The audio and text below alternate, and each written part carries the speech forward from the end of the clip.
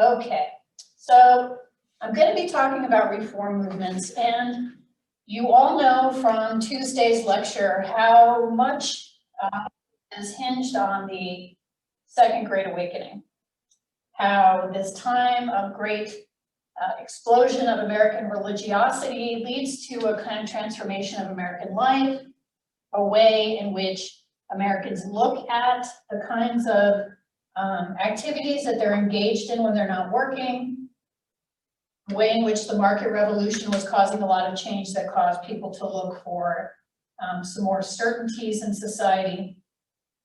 Abolitionism and women's rights were the main enthusiasms in the era, but I want to also tell you about some of the fun stuff, which is that people had very perfectionistic and utopian visions for how they could make their society perfect. And to me, that's really some of the more interesting material from this time period, because it shows you what people thought perfection would look like. So we're going to talk about a lot of those reforms today. This is Susan B. Anthony. I will be talking about the movement for women's rights. She emerges in this movement in the 1850s, after it's been underway for at least a decade, and carries it on through the granting of the vote to African Americans in 1870. But of course, women don't get the right to vote until 1920. This right here is Frederick Douglass. On the right-hand side of the screen, he was born a slave in Maryland, managed to free himself, went to the North and became an abolitionist. That is somebody who was dedicated to eliminating slavery. Frederick Douglass had a ton of photographs taken of him during his life.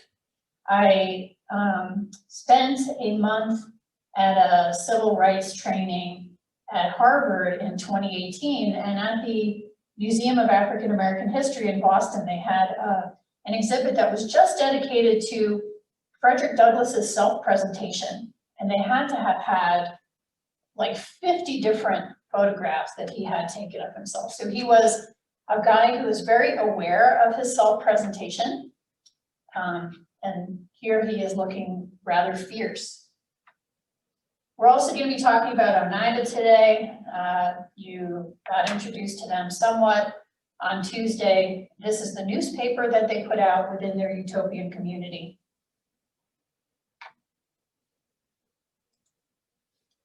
Okay. So the main reformist impulse in this time period was abolitionism. That is, ending slavery, finding some way for the United States to shed slavery. Abolitionism was seen as the most important moral question in the time period. And like certain debates that we have today, each side thought that the other side was morally reprehensible. The abolitionist movement was limited to the North. It was not a majority of Northern people supporting the abolitionist movement. But the anti-abolitionist movement, like the reaction to the abolitionist movement in the South, was pretty united. And the resulting strident debate did help to polarize the country as it was getting closer to what would end up being the Civil War. Now, initially, there was nothing to stop people from freeing their own slaves. The process of freeing a slave is known as manumission. You can write papers, legal papers, granting freedom to an enslaved person. But over time in the South, governments made it more complicated to manumit your slaves because they didn't want free African Americans living in Southern states. So they would, for example, require that slave owners put up an annual bond of, let's say, $50 to make sure that their former slave didn't fall into poverty or become a public charge. Would that $50 go to the state or would it go to the slave? It would go to the state. So, you know, there were like impediments put into place to kind of prevent people from going through with manumission. As a result of this, and also beliefs among abolitionists that African Americans couldn't coexist in a majority white society, some of the more famous Americans got together and formed the American Colonization Society in 1816. The point of the Colonization Society was to return manumitted enslaved Americans to Africa. But when I say return, I mean, really, the word ought to be deport, because these were people who were not born in Africa to begin with. They were born in the United States. And what was their whole idea? They just drop them off this shore and walk away? Well, they purchased some land in West Africa that they called the state of Liberia, the country of Liberia. This was in the 1820s. The capital was at Monrovia. It was named for James Monroe, the president at the time. And the idea was, yes, they were pretty much going to drop these people off here and say, all right, well, here's your land. You figure out what to do with it. One of the big problems was that there were already people living in Liberia. You know, there were people who, that was their land. They belonged to a specific tribe that the American transplants didn't belong to. They had the Americans had some farming experience, but they didn't have farming experience in Africa. Interestingly, however, the descendants of those enslaved people became kind of like an elite in the country, and the descendants of those particular manumitted enslaved people continued to hold important positions in the government right up until the 20th century. Liberia was not the first such nation formed for the purpose of sending freed enslaved people somewhere. Sierra Leone had been the British attempt to do the same thing. African Americans, especially free African Americans, didn't like the notion of colonization. They thought they belonged in this country just as much as anybody else. They were born here. Their labor had contributed to the wealth of the country, such as it was. And they thought that it was extremely inappropriate for colonization to be the suggestion. Up until 1860, a total of 12,000 manumitted African Americans were sent to Africa with the help of the American Colonization Society.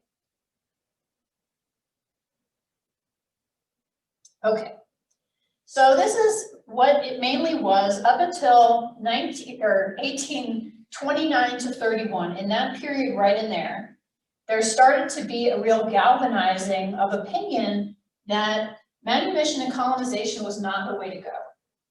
That really what had to happen was the laws needed to be changed to abolish slavery all at one go. That the trickle of people being manumitted was not sufficient. If you think about what I said about the Second Great Awakening and how it had a peak in 1826 and it had another one in 1831, you can see how it is that people's evangelical spirit was putting pressure on them to see slavery in America as a really sinful institution. And the fear was that God would punish the United States for continuing the institution of slavery unless it was eliminated right away. Several things happened in that 3-year period between 1829 and 1831. Nat Turner, of course, conducted that rebellion that I told you about the other day. in Southampton County, Virginia, in which about 55 white people were killed.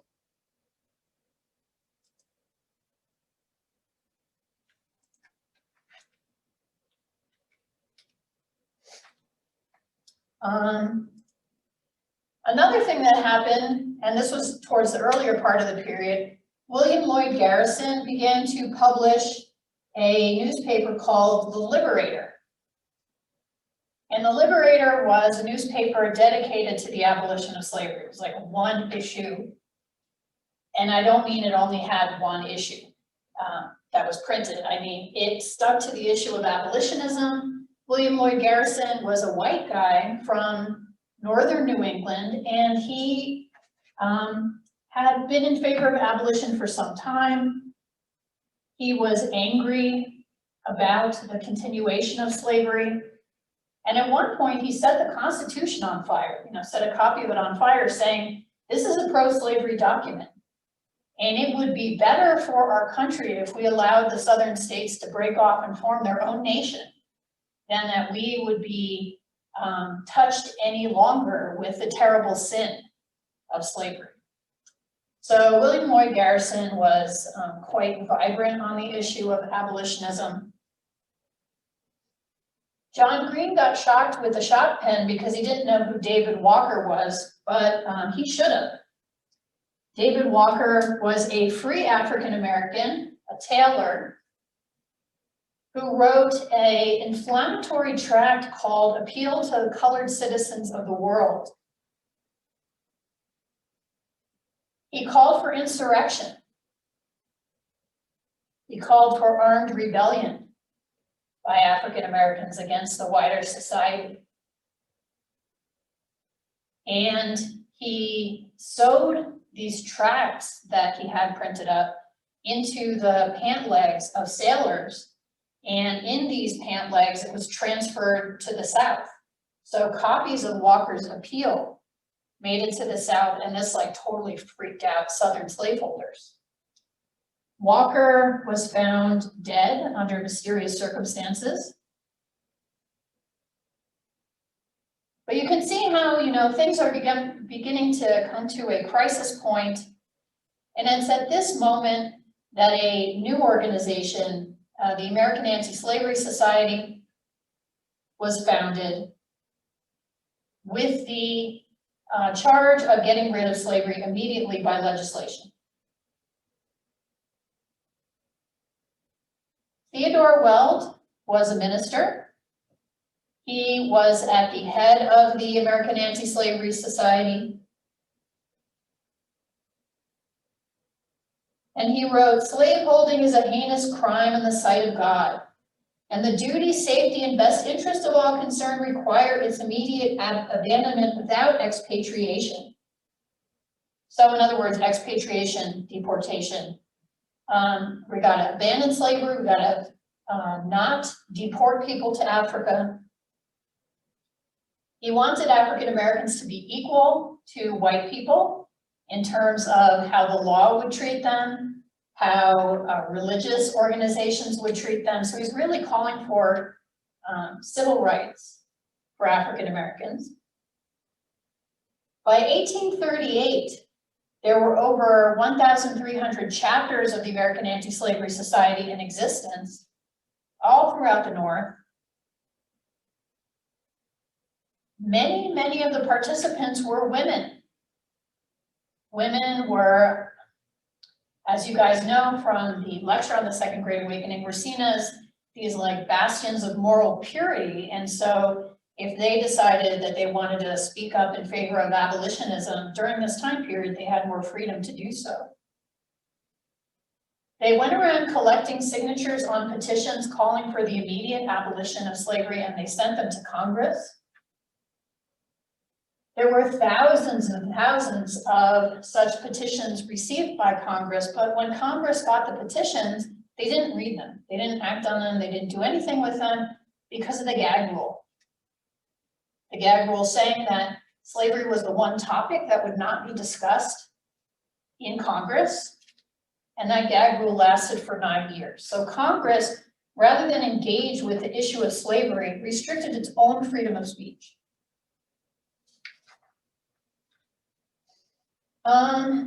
Let's see. In addition to founding the American Anti-Slavery Society, Theodore Weld, who, by the way, had been converted to Christianity by Charles Finney from Tuesday, started his own abolitionist theological seminary, Oberlin College, which still exists. He also wrote a book detailing all of the terrible things about slavery, all of the criminal aspects, the torture, the separation of families. His book sold 100,000 copies in a single year.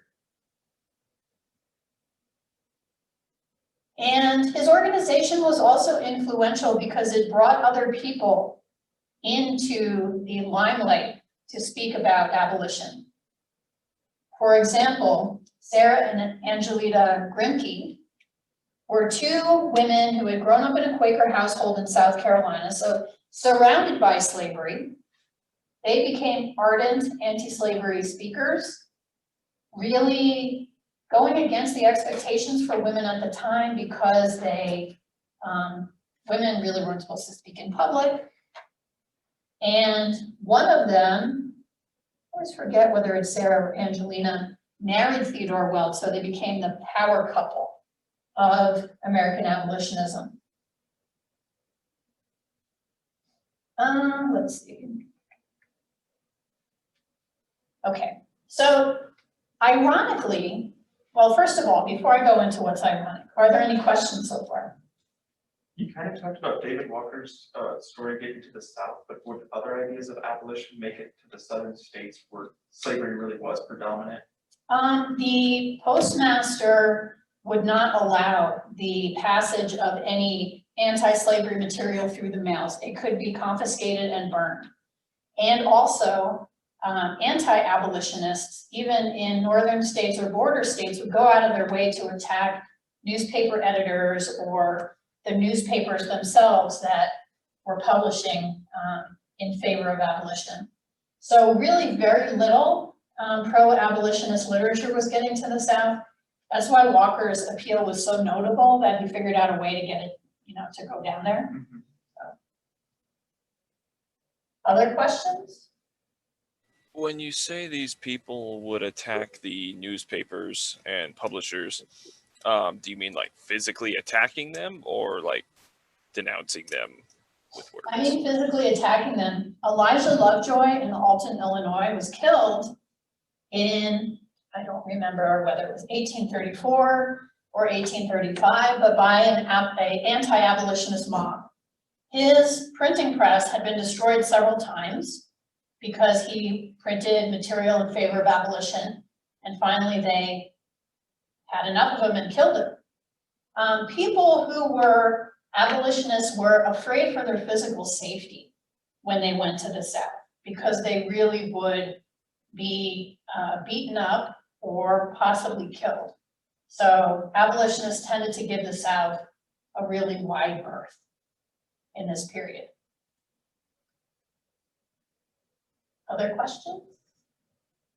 Is that kind of why William Lloyd Garrison would just say they need to go make their own state instead of being part of us? Yeah, I mean, the South was perceived by the North at this time period as being like totally committed to the institution of slavery to the point where they were willing to live with danger to themselves.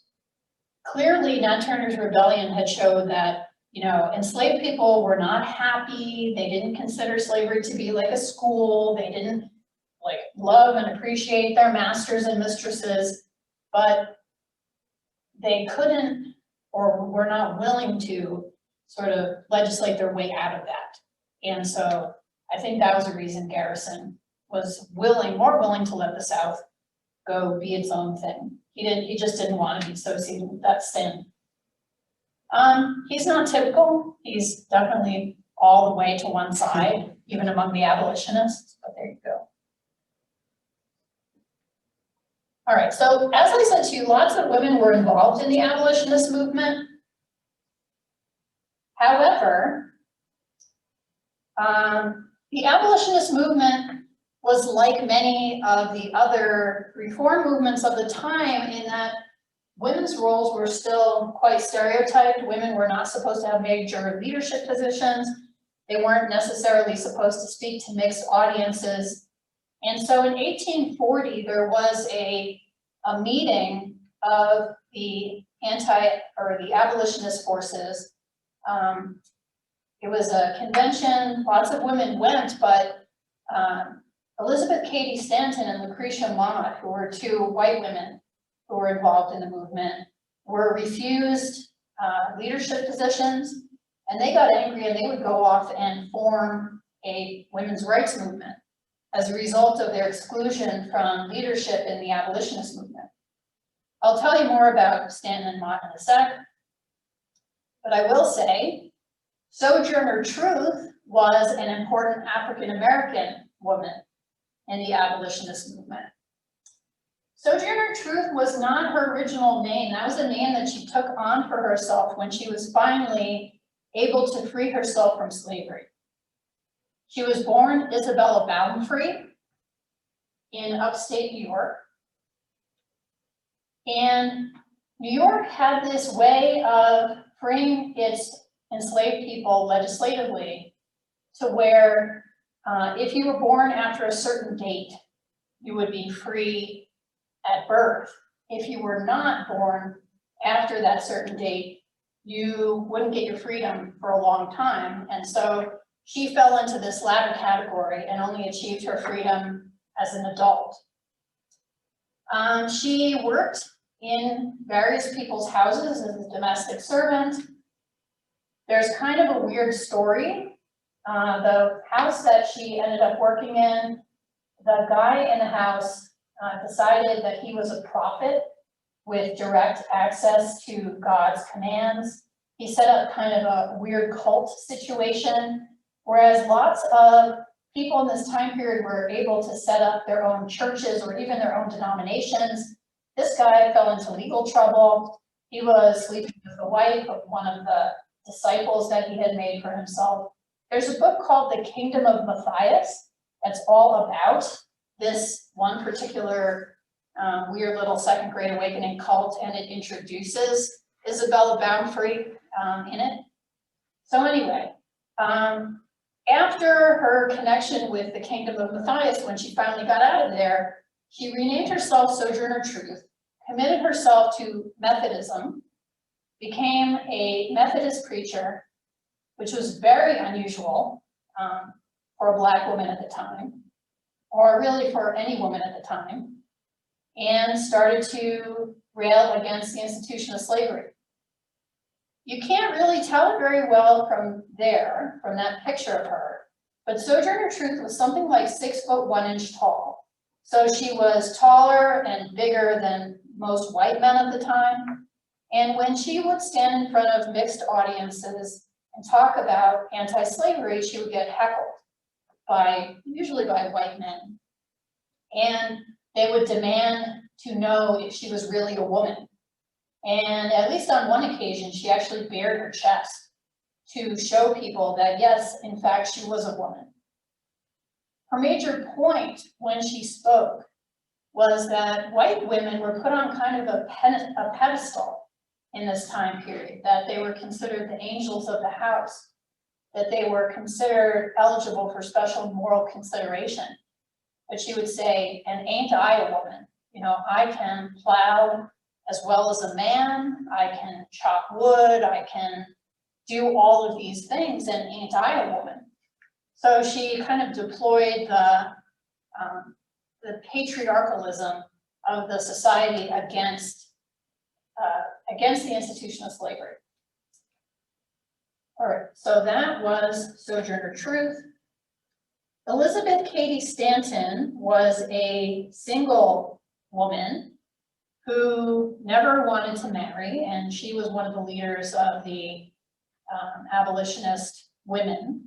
And then Lucretia Mott, Stanton was young, she was in her 30s. Mott was in her 50s. She was the mother of, I want to say 12 children or something. She was a Quaker.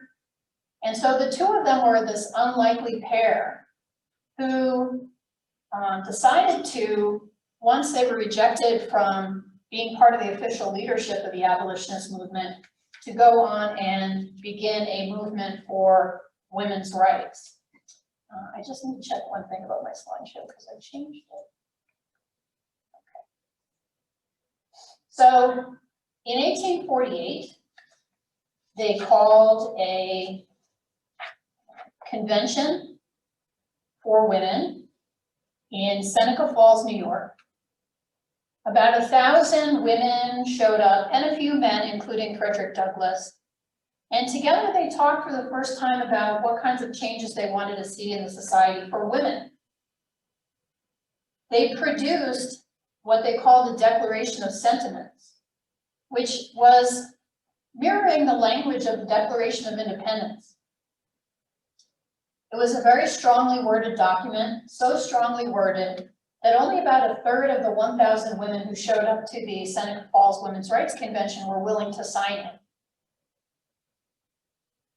You guys know that the Declaration of Independence blamed King George for about 35 bad things that had happened to the Americans. While the Declaration of Sentiments blamed man with a capital M for much of what was wrong for women. Quote, "He has created a false public sentiment by giving to the world a different code of morals for men and women. He has usurped the prerogative of Jehovah himself, claiming it as his right to assign for her a sphere of action when that belongs to her conscience and her God. He has endeavored to destroy her confidence in her own powers, to lessen her self-respect, and to make her willing to lead a dependent and abject life." So they actually were not just blaming men for the fact that women couldn't go to law school, couldn't go to medical school, really found much of higher education shut to them, were expected to stay home and take care of kids, but also for the fact that many women found joy in doing those things. You know, that they said is all pretty much due to gaslighting by men. In the 1850s, the movement continued with annual conventions and organizing and lectures, and Susan B. Anthony emerged, as I said. And women didn't gain legal equality, but one thing that did happen during this period that's important is that some states passed laws giving married women control over their property for the first time. As I said to you way back in the beginning of the class, I think it was lecture 10 or 11, because of coverture, women didn't own their own property. It all was controlled by their husbands. But with the passage of these married women's property laws, married women did have some control in some states. Interestingly, not in New Mexico until 1973, when in 1972, the state of New Mexico finally passed a state equal rights amendment. And at that point, a lot of the legislation for the state was rewritten, including to give married women more control over their property. Questions? Why is this something that the legislature has to be changed, whereas giving women the right to have property rights or giving African Americans the right to vote, why does it have to be legislative instead of a societal change? Like in New Mexico, we couldn't agree that married women had just as much right to property as married men, or we had to write that in the law. Right. The underlying laws they dated from about 1905 in the state of New Mexico. New Mexico had adopted California's community property laws.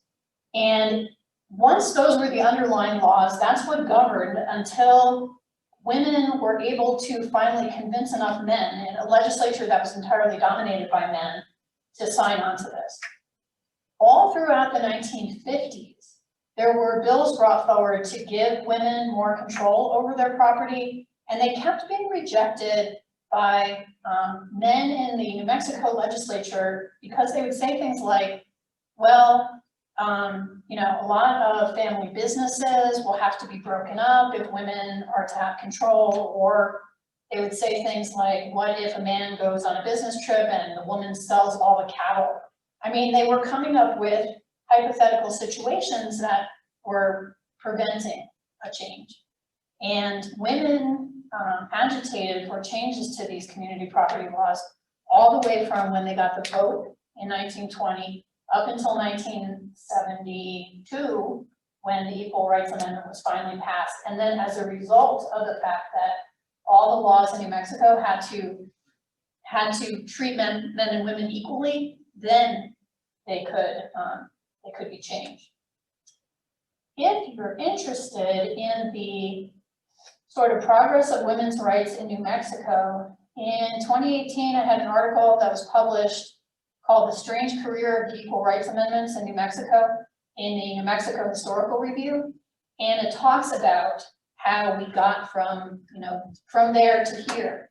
And one of the things that's kind of cool about it is Anne Bingaman, who was the wife of Jeff Bingaman and also one of the first female law professors at UNM. She really was the motive force behind a lot of the change that occurred in the 1970s. So it's a cool story. Other questions?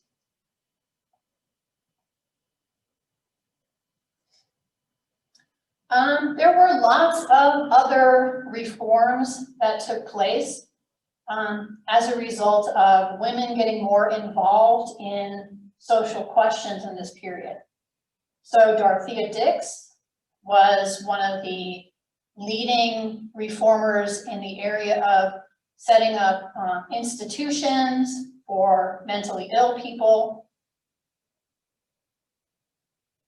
The notion was that they would be better taken care of in an institutional setting, maybe than with their families.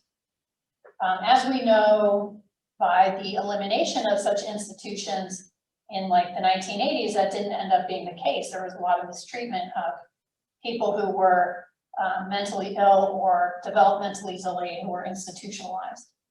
But the thought was that it was going to help. There was also prison reform in this period. I told you that the US prisons were on the leading edge of thinking about incarceration. One of the things that the prison in Philadelphia had pioneered was the silent system. The notion was that prisoners got worse in prison because they were exposed to other prisoners who had bad habits. So if you could separate people and make them operate in silence with only having access to like the Bible and other really uplifting kinds of books, and you had them do work in their time being in prison, that they would become reformed. And a lot of this centered on the idea of reform, prisons as a place where people might come out better on the other side. So not just as a way of retribution for people's crimes. Horace Mann of Massachusetts was one of the early thinkers about the public schools, broadening the importance of the public schools as kind of educational, uplifting institutions that would help provide more opportunity for the poor. And as you noted in the John Green video, there were public schools all throughout the North in this time period. In the South, not so much. Bronstein Alcott, who was a utopian communal reformer, and also the father of Louisa May Alcott, who wrote Little Women, came up with a new idea for education of kids that involved kind of asking them about their thoughts. So it was almost a Socratic method, getting at whatever philosophies inside the head of young children. This was a big change from the rote memorization and everybody reads from the same book and there is no differentiated instruction that was the norm before that. And then finally, schools were established for people with disabilities. So Samuel Howe created a institution for the blind, I think it was called the Perkins Institute. And one of the things that's interesting about that is the first famous deafblind individual, Laura Bridgman, attended there. She learned how to communicate using the finger spelling system that you might associate more with Helen Keller. But, you know, normally people who had been blind or deaf weren't educated to the standard of the rest of the population because they weren't thought of as being as valuable or being able to contribute to society in the same way. So these schools for people with disabilities showed a more moral concern for people of different abilities. I will say though, it's really quite capitalistic because the kinds of stuff that they taught blind people to do, for example, was like make bracelets for sale out of beads. They weren't teaching them to do what they chose to do. They were teaching them to do what would be financially profitable in this time period. Questions?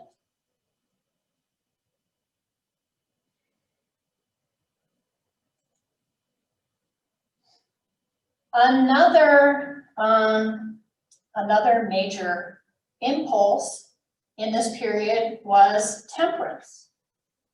People thought drinking gave rise to all kinds of terrible outcomes.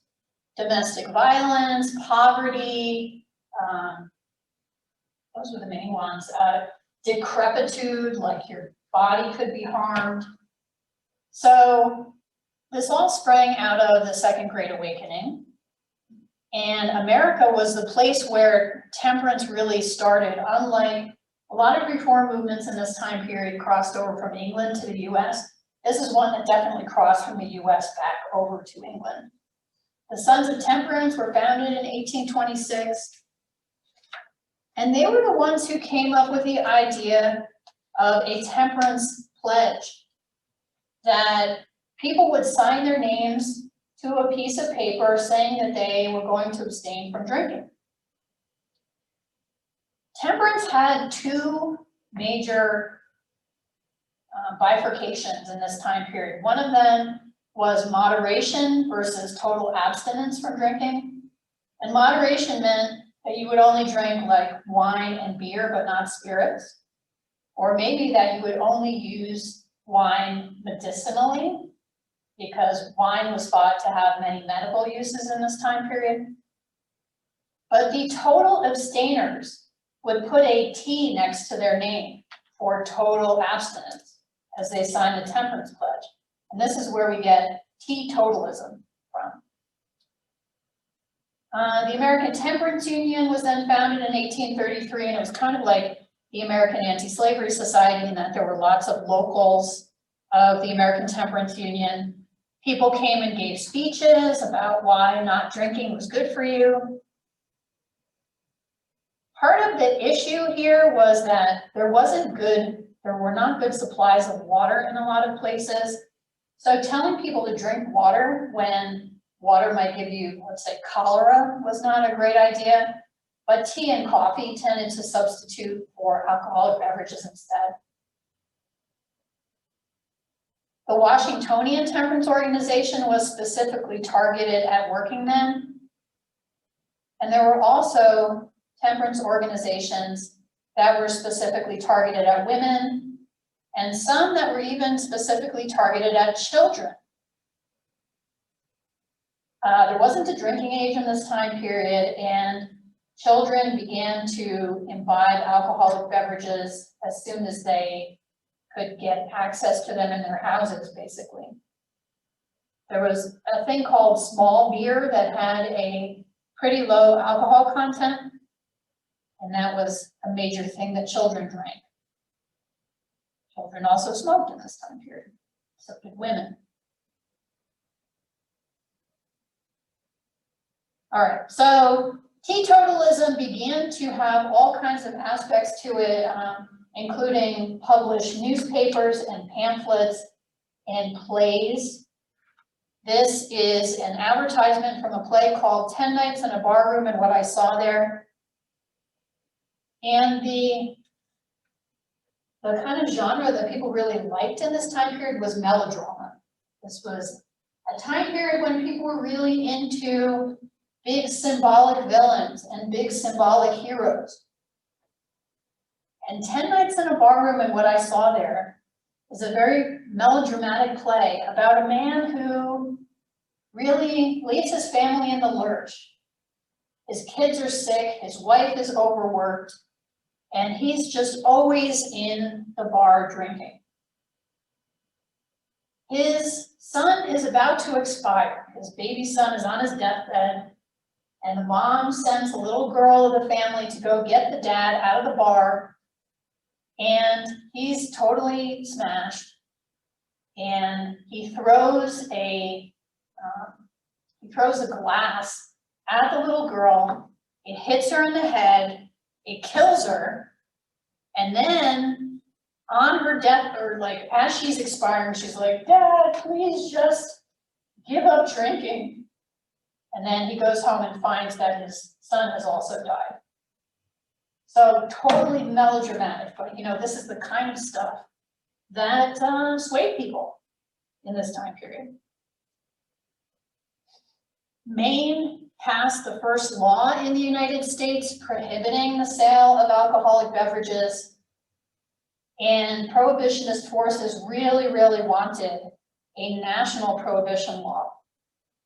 They would lobby for such a thing all throughout the rest of the 19th century, and of course, would achieve it with the Volstead Act in 1918. From 1918 to 1933, the sale and consumption of alcoholic beverages was prohibited nationally, and it didn't work.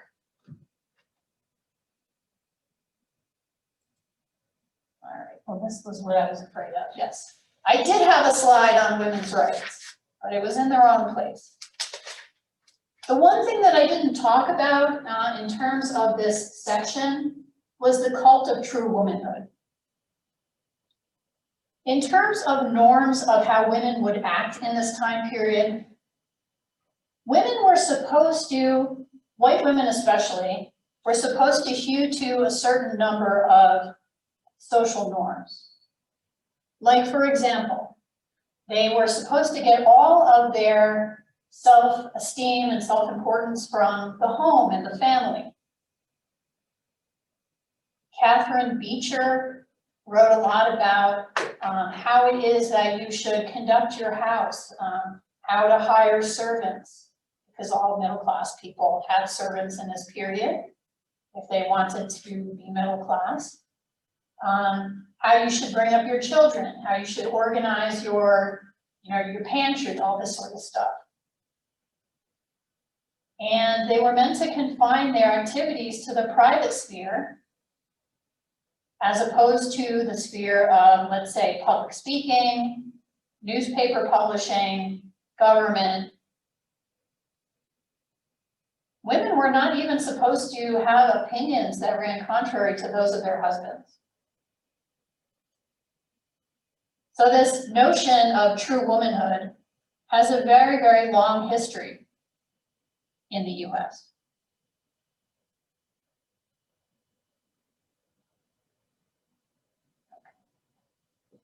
And then I talked about the rest of that stuff already.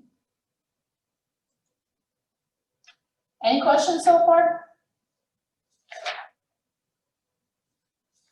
I should say the cult of true womanhood never actually applied to African American women, and it didn't even really apply to white working class women who were forced to work outside the home in this period, and who kept the home running through things like foraging for food,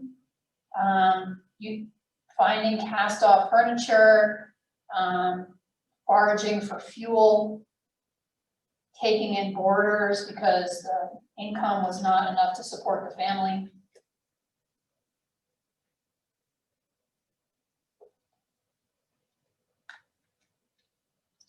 All right, now we get to what I consider to be the really fun part, which is the way in which Americans thought that they could perfect the world. I'm going to talk about several different utopian experiments. First of all, the Shakers. Mother Ann Lee came to the United States with 8 followers in 1774. She was the child of a butcher. I mean, she was a working class woman. She had been married. She had a terrible experience with pregnancy. Several pregnancies went terribly, terribly wrong for her. And as a result of maybe all this trauma, she decided that she was the female half of the Godhead. That, you know, there was a male half, which was Jesus, and there was a female half, which was her. And so she and her followers came to the United States, and over time, you know, after she died, her ideas gained a lot of currency and became really quite popular, especially in the Northeast. What did the Shakers believe? Well, first of all, they believed that celibacy was crucial to their religion. That one of the ways of purifying society was to ensure that there were no connections between the sexes. And so all the women lived in one building and all the men lived in another building, and they only got to spend half an hour a week talking to each other. So if married couples entered Shaker communities, then from then on they lived separately. They worked and worshiped together, the Shakers did. And part of what they believed was that work done well was a form of worship. So they participated in the economy in many different ways. And they made some darn good furniture that retails for quite a bit on the antique market these days. Very plain in style, but extremely well put together boxes and dressers and chairs and stuff. And they also came up with some interesting design ideas, like they came up with a round barn, one of the first examples of a round barn, which is terrific because one person can stand in the center and pitch hay to all the animals at once. They also came up with the idea of hanging their chairs on the wall. So you see in this picture, there are cloaks on the wall. You could also hang Shaker chairs on the wall so that you could use the space and not have the chairs be in the way. You may be wondering, well, what are they doing? One of the ways in which the Shakers worshipped was by doing what looks to us a little bit like cheerleading. They would do some dances that were extremely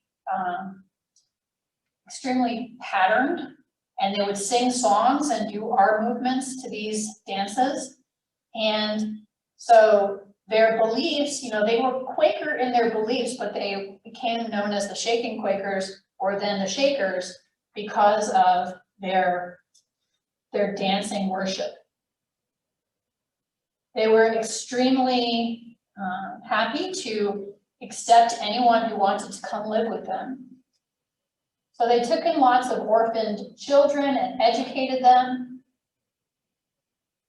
And they would even take people in during the winter who didn't have anywhere to stay. So the Shaker communities became a kind of homeless shelter for people from New York State, especially in this time period. And then they would just go again, leave again when it got warm. Let me show you some Shaker dancing.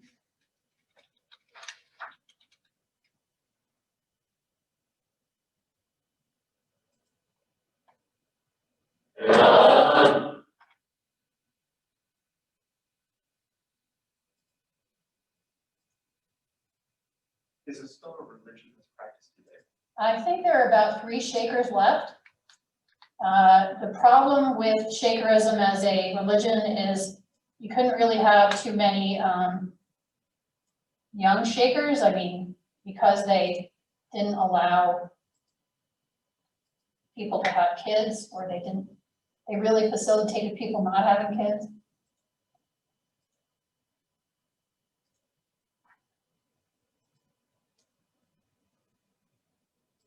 All right, so this is what the Shaker dancing looks like.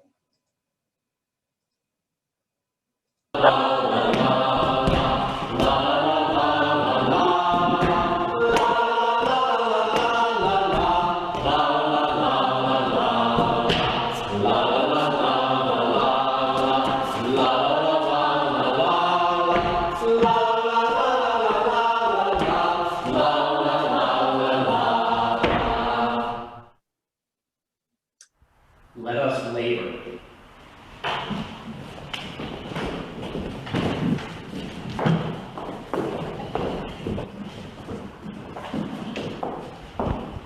Come life, shake your life, come life eternal, shake, shake out of me all that is carnal. Come life, shake your life, come life eternal, shake, shake out of me all that is carnal. I'll take new steps, I'll be a David, I'll show Michael twice how he did. I'll take new steps, I'll be a David, I'll show Michael twice how he did. Come life, shake your life, come life eternal, shake, shake out of me all that is carnal. Come life, shake your life, come life eternal, shake, shake out of me all that is carnal. I'll take new steps, I'll be a David, I'll show Michael twice how he did. I'll take new steps, I'll be a David, I'll show Michael twice how he did. Heavenly zephyrs around me blow, gently sway me to and fro, cause my soul in truth to grow, and from wrong be turning. Oh, brethren, ain't you happy? Oh, brethren, ain't you happy? Oh, brethren, ain't you happy? Followers of the Lamb, sing on, dance on, followers of Emmanuel, sing on, dance on, followers of the Lamb. Oh, sisters, ain't you happy? Oh, sisters, ain't you happy? Oh, sisters, ain't you happy? Followers of the Lamb, sing on, dance on, followers of Emmanuel, sing on, dance on, followers of the Lamb. Okay.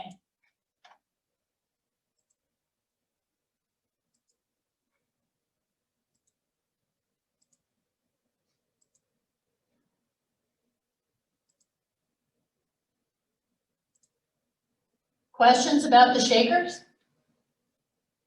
Sabbath Day Lake, Maine is the place where the last remaining few Shakers are. The last time I checked, there was one guy in his 30s and like 2 old ladies that were still Shakers. But they believe that even if there's one Shaker, that eventually everybody will become a Shaker. So. Another kind of intentional community at this time period was inspired by the French utopian socialist Charles Fourier. Fourier thought that the best way to encourage productivity was to not have people work too long in any one task. He thought 90 minutes was about the most amount of time, or longest amount of time, that anybody should have to labor on a single task, and that people would get a lot more done if they changed tasks every 90 minutes. And he also thought that within any community, there were people who were really super well matched for whatever needed to be done. So if somebody needed to collect the trash, then the young boys ought to be in charge of that, since they are always getting, dirty in the mud anyway. He thought that people should go to work dressed in colorful uniforms, with banners flying and music playing, and that people should work with, they should be put in work groups with attractive people of the opposite sex, so that this would encourage people to kind of show off for each other, and that would make them more productive. Fourierite communities were called phalanxes, and they flourished in the mid-1840s in the United States. People lived communally, they had communal kitchens, they participated in lots of communal leisure activities, they had lectures, they had musical groups, and they even experimented with the new drug of the time period, nitrous oxide. So Fourierite phalanxes were pretty bohemian for the time.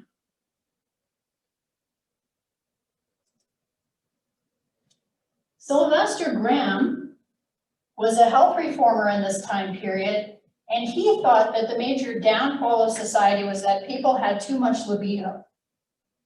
His most famous work was a lecture to young men on chastity, in which he set out ways to prevent young people from being corrupted by their own sexual urges. Everybody in this time period was against masturbation. I mean, they said grow hair on your palms and make you go blind, but he thought even too much sex within marriage was bad for people. So he came up with all kinds of ways of making people more bland and not interested. So Grahamite boarding houses were set up that made people live in unheated rooms. He advised people to eat a vegetarian diet, to wear sandals. And also he invented a special kind of cracker made with graham flour in order to kind of depress people's sex drive.